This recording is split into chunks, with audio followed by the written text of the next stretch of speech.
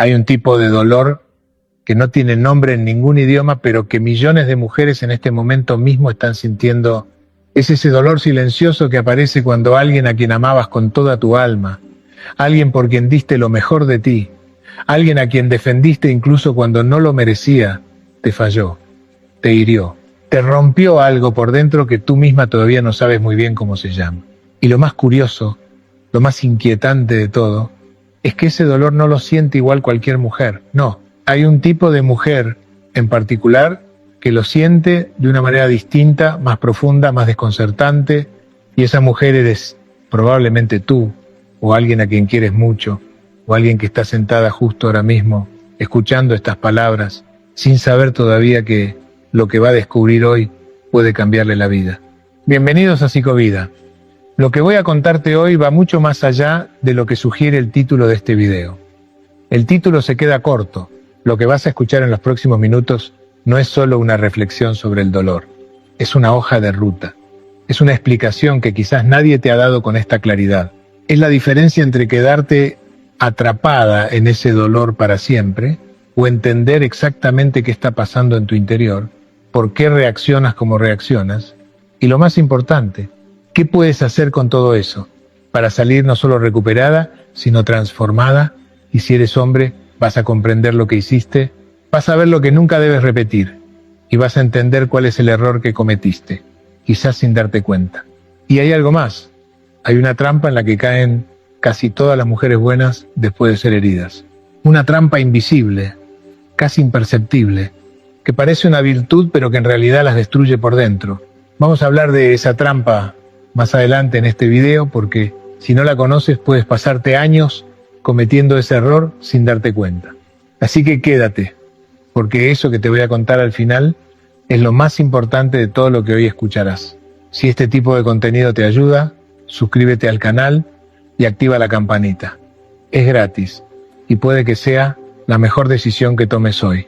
Antes de hablar de lo que pasa después de la herida, necesito que nos detengamos un momento en algo que parece obvio, pero que en realidad muy poca gente ha pensado con profundidad.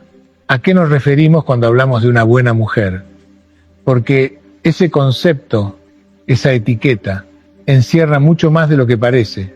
Cuando digo una buena mujer no estoy hablando de una mujer perfecta. No estoy hablando de una mujer que no comete errores. Estoy hablando de una mujer que ama con autenticidad, que entrega con generosidad, que cuida con una profundidad que a veces ella misma no llega a comprender del todo. Una mujer que cuando decide estar en una relación está de verdad, no a medias, no con un pie dentro y otro fuera, completamente. Estas mujeres tienen algo que las hace extraordinarias y al mismo tiempo vulnerables. Tienen una capacidad enorme para ver el potencial en las personas. Ven lo que otros no ven. Ven al hombre que podría ser, no solo al hombre que es. Y eso, que en otro contexto sería un regalo, en las relaciones amorosas, puede convertirse en una fuente de un sufrimiento enorme, porque esa mujer invierte tiempo, energía, amor, paciencia, tolerancia, comprensión, construye. Y cuando esa construcción se derrumba, cuando ese hombre al que amó y en quien creyó la falla, la traiciona, la abandona, o simplemente no está a la altura de lo que ella le dio, el golpe es diferente, es más profundo que para otras personas. Y no porque sea más débil, sino precisamente porque había puesto más. Existe una confusión muy común que quiero que entiendas desde ahora mismo. Muchas personas asocian el hecho de sufrir mucho con ser débil, y es exactamente al revés. Cuando una mujer buena sufre de manera intensa después de ser herida, eso no es señal de debilidad. Es el precio de haber amado con autenticidad. Es la marca de quien estuvo presente de verdad. Pero eso no significa que ese sufrimiento deba durar para siempre, ni que no tenga solución. Y eso es exactamente lo que vamos a explorar juntos hoy. Hay algo que ocurre en el interior de estas mujeres después de recibir una herida profunda que muy poca gente conoce, y que cuando lo descubres cambia completamente la forma en que ves todo lo que te ha pasado. Lo vamos a ver en detalle, paso a paso, quédate. Cuando una buena mujer es herida, lo primero que siente no es siempre lo que uno podría esperar. No es necesariamente rabia. No es en muchos casos un llanto descontrolado inmediato. Lo primero que siente En la mayoría de los casos que he visto en consulta a lo largo de décadas de trabajo, es una confusión profunda y desconcertante. Es como si el mundo de repente dejara de tener sentido, como si las reglas del juego que ella pensaba conocer resultaran ser otras completamente distintas, como si mirara hacia atrás y se preguntara ¿qué fue real? ¿Qué fue verdad? ¿Cuándo empezó todo esto? Lo vi y no quise verlo, fui ciega, fui ingenua. Esas preguntas son devastadoras, y lo son no porque no tengan respuesta, sino porque en ese momento de crisis la mente no está en condiciones de responderlas de manera serena, está en modo supervivencia, está procesando un impacto para el que nadie nos prepara. Recuerdo el caso de una paciente que llegó a mi consulta hace muchos años, una mujer de unos 40 años, profesional, inteligente, con una vida exterior muy organizada. Había estado en una relación durante 7 años con un hombre al que, según sus propias palabras, había amado más que a nada en el mundo. Cuando ese hombre la dejó de una manera bastante brutal, sin mucho aviso, lo que ella describía no era dolor en el sentido que todos entendemos. Era algo que ella llamaba un ruido en la cabeza que no para, un zumbido constante, una incapacidad para procesar la información. Lo que esa mujer estaba experimentando tiene un nombre en psicología, es el estado de disonancia cognitiva aguda combinado con duelo. Es decir, su mente estaba intentando reconciliar dos realidades que no encajaban. La historia que ella había construido durante 7 años y la nueva realidad que se le presentaba de golpe. Y eso genera un tipo de sufrimiento que es casi físico. Pero aquí viene algo que muy poca gente sabe y que es fundamental entender. Ese estado de confusión inicial no es una señal de que algo está mal contigo. Es una respuesta completamente normal y esperable ante una pérdida significativa. El problema no es que lo sientas. El problema es cuando te quedas ahí, atrapada en esa confusión, sin encontrar la salida. Y hay una razón muy concreta por la que las mujeres buenas tienden a quedarse más tiempo en esa fase. Una razón que tiene que ver con algo muy específico de su manera de amar. Y eso lo vamos a ver justo ahora. Hay una pregunta que me hacen constantemente en consulta, en conferencias, en cartas que recibo de personas de todas partes. La pregunta es esta: ¿por qué si yo sé que esa relación me hacía daño? ¿Por qué si sé que ese hombre no era bueno para mí, sigo sin poder soltar? Es una pregunta honesta y valiente, y merece una respuesta honesta. La razón por la que las mujeres buenas tardan más en soltar no tiene que ver con falta de inteligencia, no tiene que ver con falta de autoestima, aunque a veces se presente junto a eso. Tiene que ver con algo que está en el centro mismo de su forma de amar, la inversión emocional. Existe en psicología un concepto que se llama la falacia del costo hundido. Es un término que viene originalmente de la economía, pero que se aplica perfectamente a las relaciones humanas. La idea es esta: cuanto más hemos invertido en algo, más difícil nos resulta abandonarlo. Incluso cuando racionalmente sabemos que seguir invirtiendo no tiene sentido, porque abandonarlo significa reconocer que toda esa inversión se perdió. Y una mujer buena, que ha dado todo, que ha invertido años, energía, amor, que ha construido sueños, que ha hecho planes, que ha imaginado un futuro, no está solo dejando a una persona cuando termina una relación, está dejando también una versión de sí misma, está dejando la mujer que era dentro de esa relación, está dejando todos esos futuros imaginados que ya nunca van a ser. Eso es muchísimo más de lo que parece desde fuera. Y por eso cuando alguien desde afuera dice, pero si no te trataba bien, ¿por qué no lo dejaste antes? La pregunta, aunque venga con buena intención, revela una incomprensión profunda de lo que está en juego. Soltar no es solo dejar a una persona, es hacer duelo de una vida entera que existió en tu imaginación y en tu corazón, aunque nunca llegara a ser completamente real. Y hay algo todavía más importante que quiero que entiendas aquí. Hay una trampa específica en la que caen las mujeres buenas después de ser heridas. Una trampa que parece una fortaleza, pero que en realidad es una jaula. Voy a hablarte de ella más adelante, y cuando la descubras, vas a reconocerla de inmediato, ya sea en ti misma o en alguien que conoces. Pero antes necesito que entiendas qué pasa en el cuerpo y en la mente durante este proceso, porque eso es fundamental para poder salir de él. Vivimos en una cultura que tiende a separar lo emocional de lo físico como si fueran dos mundos completamente distintos, como si el corazón roto fuera solo una metáfora poética sin consecuencias reales en el cuerpo. Pero la neurociencia y la psicología llevan décadas demostrando que eso es completamente falso. Cuando experimentamos una pérdida emocional significativa, en el cerebro se activan las mismas regiones que se activan ante el dolor físico. No es una metáfora, es biología. El rechazo, la traición, el abandono activan el sistema de alarma del organismo de una manera casi idéntica a como lo haría una amenaza física. El cortisol se dispara, el sistema inmune se debilita, el sueño se fragmenta, el apetito se desregula, la concentración desaparece. Por eso, una mujer que acaba de ser herida emocionalmente no está siendo dramática cuando dice que no puede dormir, que no puede comer, que siente que el pecho le duele físicamente. No está exagerando. Está describiendo con precisión lo que le ocurre a un organismo que está procesando un trauma. Y aquí viene algo que me parece importante decirte: si estás pasando por esto ahora mismo, lo que sientes tiene sentido, tiene una explicación. No eres débil, no eres exagerada, no estás loca. Tu cuerpo y tu mente están haciendo exactamente lo que tienen que hacer ante un impacto de esta magnitud. El problema no es que sientas eso. El problema es cuando creemos que el único camino es esperar a que pase solo, porque no siempre pasa solo. Y aunque pasara solo, el tiempo que se tarda puede ser mucho más largo de lo necesario si no sabemos qué estamos haciendo con ese dolor. Hay una diferencia fundamental entre vivir el dolor y quedarse atrapada en él. Vivir el dolor es necesario, es parte del proceso. Negarlo, saltárselo, anestesiarlo, solo hace que reaparezca más tarde y con más fuerza.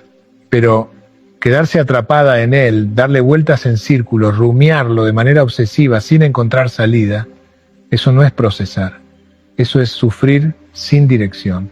Entonces, ¿cómo se hace la diferencia? ¿Cómo se transita el dolor sin quedarse atrapada en él? Eso lo vamos a ver ahora, con cosas concretas que puedes empezar a aplicar desde hoy mismo.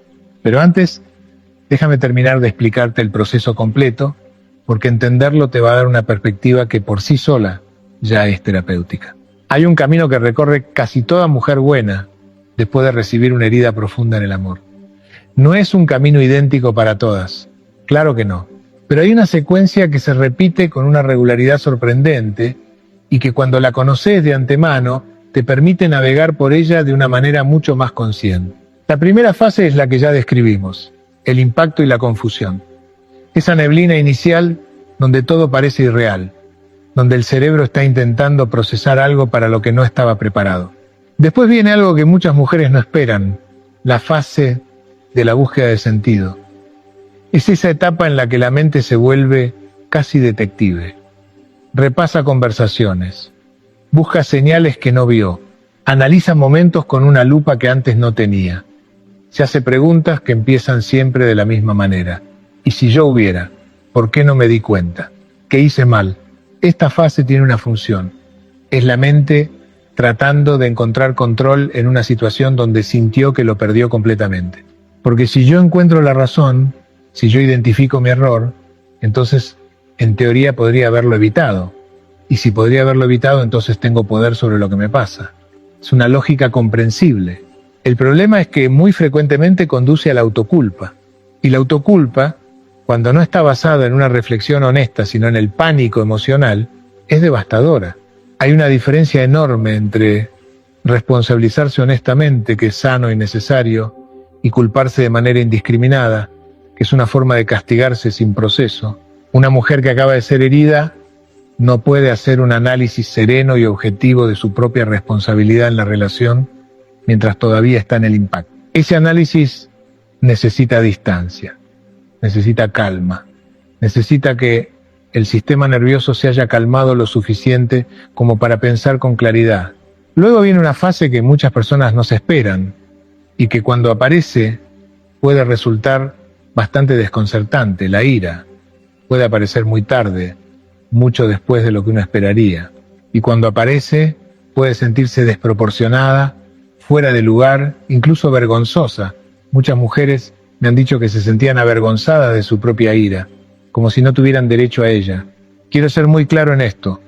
La ira, después de una traición o una herida profunda, no es una señal de falta de madurez. No es algo de lo que avergonzarse.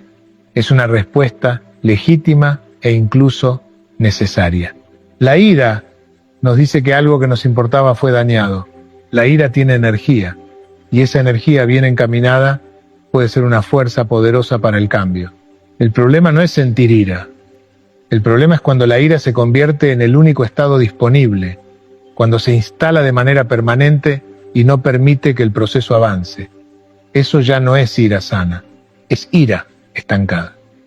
Y tiene consecuencias muy concretas en la salud y en la vida de la persona que la lleva consigo. Después de la ira, cuando se transita de manera honesta, viene algo precioso, viene la comprensión. Esa fase en la que de repente, casi sin buscarlo, empiezas a ver el panorama completo. Ves no solo lo que él hizo mal, ves también qué parte de ti eligió esa relación, qué necesidades estabas tratando de cubrir, qué historia interna tuya se estaba repitiendo en esa dinámica. Y eso, aunque puede doler también, es liberador de una manera que muy pocas cosas lo son. Y al final, cuando todo ese proceso se hace bien, o bastante bien, aunque nunca perfectamente, llega la integración. Esa fase en la que lo que te pasó ya no te define, en la que la herida se convierte en cicatriz, en la que la historia de ese hombre que te hirió pasa a ser una parte de tu historia, no toda tu historia. Una parte que te enseñó algo, que te cambió en algo, que te hizo, si lo decides así, más tú que antes. Pero para llegar hasta ahí hay que hacer cosas concretas. Hay que tomar decisiones específicas. Y hay que evitar esa trampa que mencioné al principio, esa que parece una fortaleza pero que es una jaula. Pronto llegamos a eso. Pero antes necesito hablarte de algo que le pasa específicamente a los hombres en todo esto, porque este video no es solo para mujeres.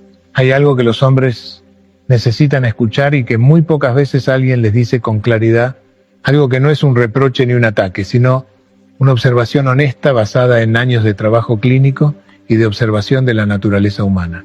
Cuando un hombre hiere a una mujer buena, en la mayoría de los casos no lo hace desde la maldad consciente y premeditada. Lo sé, porque he hablado con muchos de esos hombres. He escuchado su lado de la historia, he visto su confusión, su vergüenza, a veces su arrepentimiento genuino. Los hombres que hacen daño a mujeres buenas, en la gran mayoría de los casos, lo hacen desde uno de estos tres lugares, desde el miedo, desde la inmadurez emocional o desde sus propias heridas no resueltas. El miedo es quizás el más común, el miedo a la intimidad real, el miedo a ser visto de verdad, porque cuando una mujer buena te ama, te ve, no te ve como quiere ser visto, te ve como eres. Y eso, para un hombre que no ha hecho el trabajo interior de conocerse y aceptarse a sí mismo, puede ser aterrador. Y el miedo, cuando no se nombra y no se trabaja, se convierte en comportamientos que dañan, en distancia emocional, en infidelidad, en crueldad sutil, en abandono. La inmadurez emocional es otra fuente frecuente de daño. Un hombre que no ha aprendido a gestionar sus emociones, que no tiene vocabulario emocional, que no sabe qué hacer con la vulnerabilidad propia o ajena, va a cometer errores enormes en las relaciones íntimas. No porque sea malo como persona necesariamente, sino porque no tiene las herramientas para estar en una relación profunda sin hacerle daño a la otra persona.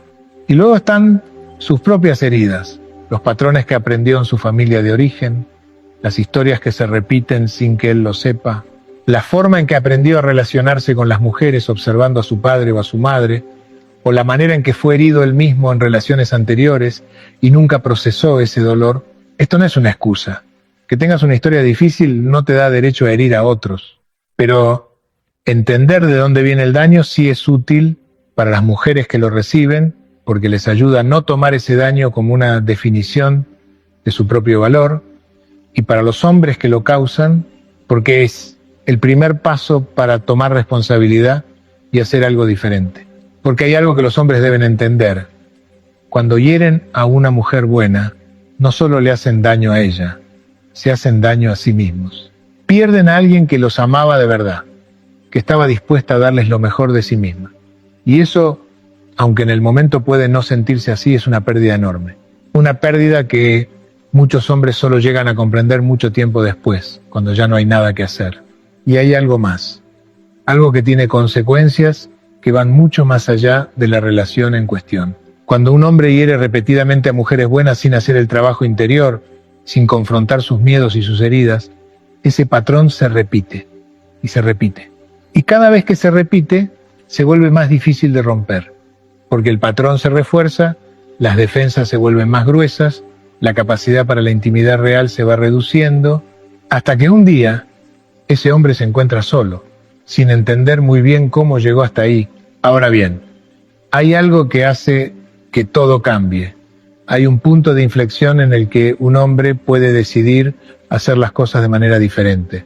Y también hay un punto de inflexión en el que una mujer herida puede decidir qué hacer con lo que le pasó. Y de eso vamos a hablar ahora, de una manera muy concreta. Ya es hora de hablar de esa trampa. La prometí al principio y la he estado guardando porque quería que llegáramos a ella con el contexto adecuado para entenderla completamente.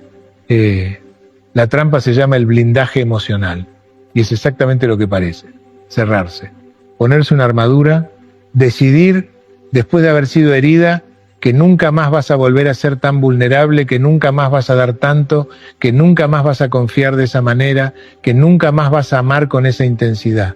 ¿Lo reconoces? ¿O reconoces a alguien que lo ha hecho? Porque desde fuera, y a veces incluso desde dentro, el blindaje emocional parece una señal de madurez. Parece que la persona ha aprendido la lección. Parece que ya no va a dejarse hacer daño.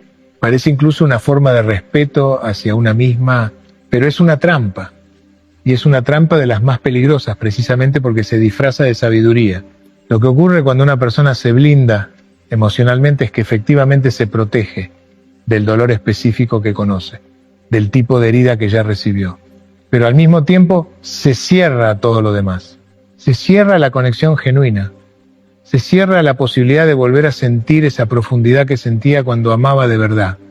Se cierra a nuevas relaciones que podrían ser completamente diferentes. Y lo más grave es que el blindaje no es selectivo. No puedes cerrar solo la puerta del dolor.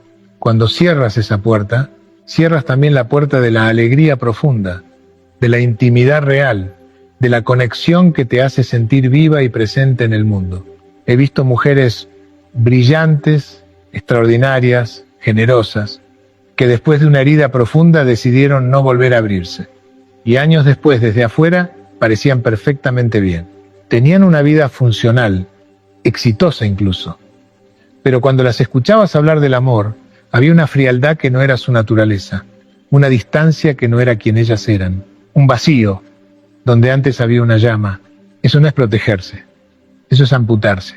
La pregunta entonces es, si el blindaje es una trampa, ¿cuál es la alternativa? Si cerrarse no es la respuesta, ¿qué se hace con esa vulnerabilidad que tanto dolor causó?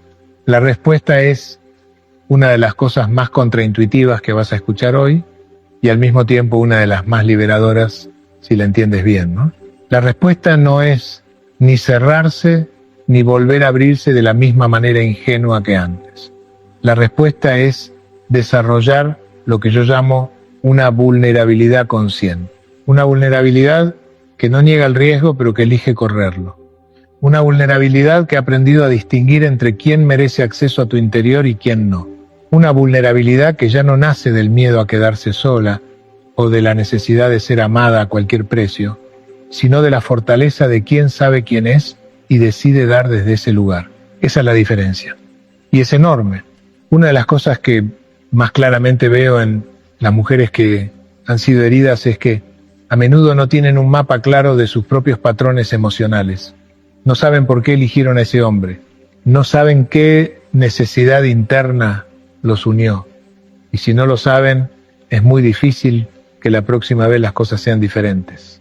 Porque el amor no es solo química, no es solo mariposas en el estómago y atracción física, aunque eso forme parte de él.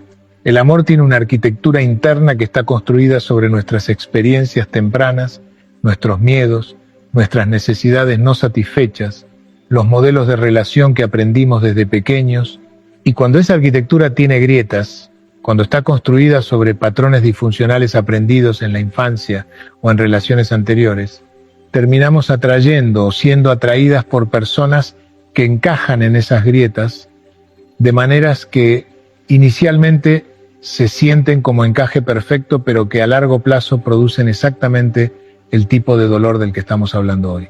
Hay una pregunta que me gusta hacer a mis pacientes cuando estamos trabajando en este territorio.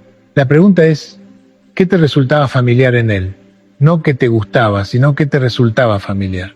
Porque hay una tendencia humana muy profunda a confundir lo familiar con lo bueno, lo conocido con lo seguro.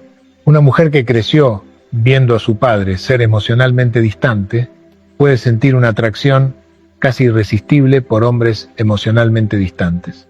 No porque sea masoquista, no porque disfrute el sufrimiento, como a veces se dice de manera simplista y poco generosa, sino porque esa dinámica le resulta conocida, predecible en cierto modo, y la mente tiende hacia lo que conoce, aunque lo que conoce le haga daño. Lo mismo ocurre con mujeres que aprendieron desde pequeñas que el amor hay que ganárselo, que hay que esforzarse mucho para ser amada, que si no das todo, si no te sacrificas, si no te esfuerzas constantemente, la persona que amas se va. Esas mujeres son extraordinariamente buenas dando, extraordinariamente generosas, atentas, presentes, y con mucha frecuencia terminan en relaciones donde el otro toma mucho más de lo que da, porque esa es exactamente la dinámica para la que fueron entrenadas. Reconocer este patrón no es fácil, requiere honestidad, requiere mirar hacia adentro con una mirada compasiva pero valiente. Pero es uno de los actos más importantes que puedes hacer por ti misma, porque es lo que te permite empezar a elegir diferente. Y elegir diferente no significa elegir perfectamente. No existe el compañero sin defectos ni la relación sin dificultades. Significa elegir desde un lugar más consciente, desde un conocimiento más profundo de ti misma, desde una claridad